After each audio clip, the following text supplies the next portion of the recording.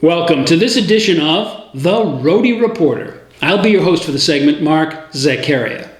It is no secret that Rhode Island Governor Gina Raimondo has her sights set on horizons far away from little Rhody.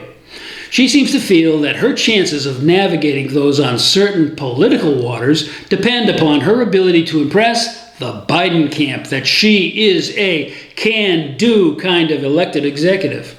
That grim determination leaves you and me as the constituents to whom she can do the things that will impress national Dems. It may be that first on Governor Raimondo's list is showing a balanced budget for the fiscal year just ended. But here's her problem. Where's that $1 billion going to come from after the fact? Well, it just so happens that Her Excellency has a trick up her sleeve to make that money magically appear. Turns out the state is sitting on a little more than $1 billion of federal largesse, courtesy of the CARES Act. That's the economic plan to combat COVID lockdown, which brought us stimulus payments and the Paycheck Protection Plan. The one wrinkle in the governor's otherwise flawless political prestidigitation is the fact that the feds actually meant that money to go for grants to keep small businesses afloat during these times of non-existent cash flow. So, what's a governor with higher partisan aspirations to do? Well, given that her priorities are in Delaware rather than Rhode Island just now, Ms. Raimondo has chosen to sit and think about it for an extended period. Maybe she hopes that some thinly veiled excuse will come to her which will justify using those funds to patch her budget hole.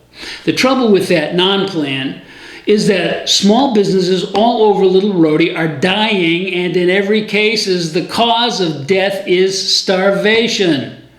The lieutenant governor has been moved by the needs of the business community. He has just one job to do ordinarily, and that is to keep his mouth tightly shut. To Dan McKee's credit, he has abandoned that task in order to advocate for the real plight of real Rhode Islanders.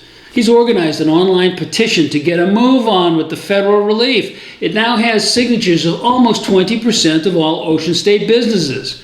That's made it more difficult for his boss to maintain quiet contemplation regarding her next fiscal move. She's managed it, of course, but it's been such a sacrifice to her.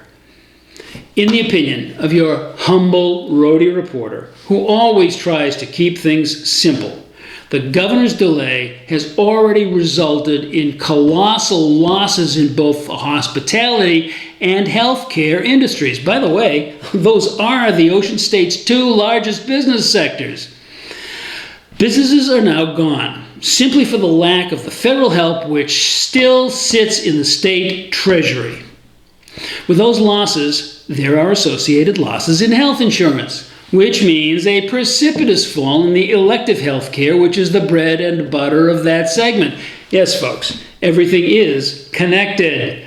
So, while the governor fiddles with national politics, her economy burns, and with it, her grander aspirations. This is a lose-lose situation. What can we do to get Gina Raimondo to come to her senses?